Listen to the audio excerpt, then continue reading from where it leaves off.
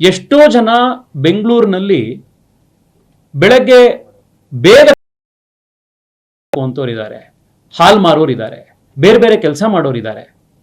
ಬೇರೆ ಊರಿಂದ ಬೆಂಗಳೂರಿಗೆ ಬರೋ ಅಂಥವ್ರು ಬೆಳಗ್ಗೆ ರೈಲ್ವೆ ಸ್ಟೇಷನ್ಗೆ ಬರ್ತಾರೆ, ಮೆಟ್ರೋ ಇನ್ನೂ ಶುರುನೇ ಆಗಿರಲ್ಲ.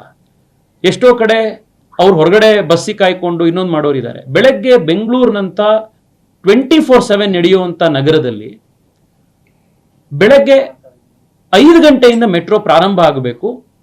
ಮೇಂಟೆನೆನ್ಸ್ ಎಫಿಷಿಯನ್ಸಿ ಇನ್ನಷ್ಟು ಹೆಚ್ಚುತ್ತಾ ಹೋಗಬೇಕು. ಎಷ್ಟೋ ಮಹಾನಗರಗಳಲ್ಲಿ 24/7 ಆಪರೇಷನ್ಸ್ ಇರ್ತವೆ, 2 ಗಂಟೆ 3 ಗಂಟೆ ಮಾತ್ರ ಮೇಂಟೆನೆನ್ಸ್ ಇರುತ್ತೆ. ಆ ಕಡೆಗೆ ನಮ್ಮ ಎಫಿಷಿಯನ್ಸಿನ ಬಳಸ್ಕೊಳ್ಬೇಕು. BMTC ಗಾತ್ರವನ್ನು ಹೆಚ್ಚಿಸಬೇಕು, ಮತ್ತೆ ನಮ್ಮ BMTC ಫ್ಲೀಟ್ ಸೈಜ್ ಜಾಸ್ತಿ ಮಾಡಬೇಕು. ಇನ್ನು ಕೇಂದ್ರ ಸರ್ಕಾರ ಹೋದ ವರ್ಷದ ಬಜೆಟ್ನಲ್ಲಿ ಅರ್ಬನ್ ಚಾಲೆಂಜ್ ಫಂಡ್ ಅನ್ನೋದನ್ನು ಅನೌನ್ಸ್ ಮಾಡ್ತು.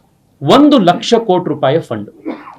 ಇವತ್ತಿನವರೆಗೆ ರಾಜ್ಯ ಸರ್ಕಾರದಿಂದ ಅರ್ಬನ್ ಚಾಲೆಂಜ್ ಫಂಡ್ನ ಕೆಳಗಡೆ ಬೆಂಗಳೂರಿಗೆ ಈ ಪ್ರಾಜೆಕ್ಟ್ ಕೊಡಿ ಅಂತ ಹೇಳಿ ಕೇಂದ್ರ ಸರ್ಕಾರಕ್ಕೆ ಇವರು ಪತ್ರನೇ ಬರೆದಿಲ್ಲ, ಪ್ರಪೋಸಲೇ ಕೊಟ್ಟಿಲ್ಲ.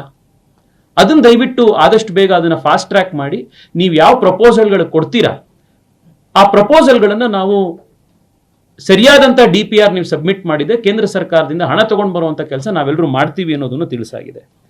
ಇನ್ನೊಂದು, ಕೇಂದ್ರ ಸರ್ಕಾರ ಪ್ರಧಾನಮಂತ್ರಿ ಆವಾಸ್ ಯೋಜನೆ ಸ್ಕೀಮ್ನ ಕೆಳಗಡೆ 2 ವರ್ಷದ ಹಿಂದೆ ಬೆಂಗಳೂರಿನಂಥ ಮಹಾನಗರಗಳಲ್ಲಿ ಯಾರು ಬಾಡಿಗೆ ಮನೆಯಲ್ಲಿ ಜನ ಇರ್ತಾರೆ ಅಂಥ ಜನಕ್ಕೆ ಸಹಾಯ ಆಗುವಂಥ ದೃಷ್ಟಿಯಿಂದ ಪ್ರಧಾನ ಮಂತ್ರಿ ಆವಾಸ್ ಯೋಜನೆ ಬಾಡಿಗೆ ಮನೆ ಅನ್ನೋದೇ ಒಂದು ಸ್ಕೀಮ್ ಇದೆ, ರೆಂಟಲ್ ಹೌಸಿಂಗ್ ಸ್ಕೀಮ್ ಅಂತ ಇದೆ.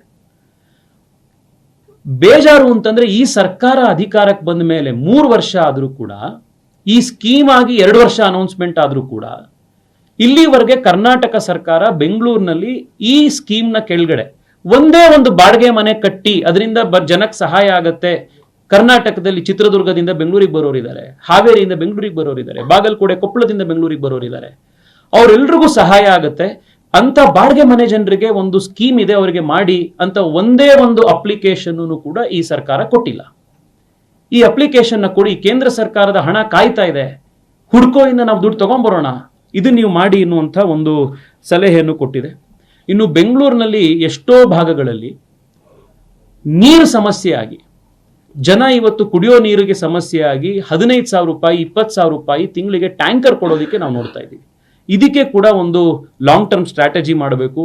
ಕೆರೆಗಳನ್ನು ಉಳಿಸುವಂಥದ್ದು ಇರ್ಬೋದು, ಗ್ರೌಂಡ್ ಲೆವೆಲನ್ನು ವಾಟರ್ ಲೆವೆಲ್ನ ಏರಿಸುವಂಥದ್ದು ಇರ್ಬೋದು, ಇದನ್ನು ಮಾಡಬೇಕು ಅನ್ನೋದನ್ನು ತಿಳಿಸಾಗಿದೆ.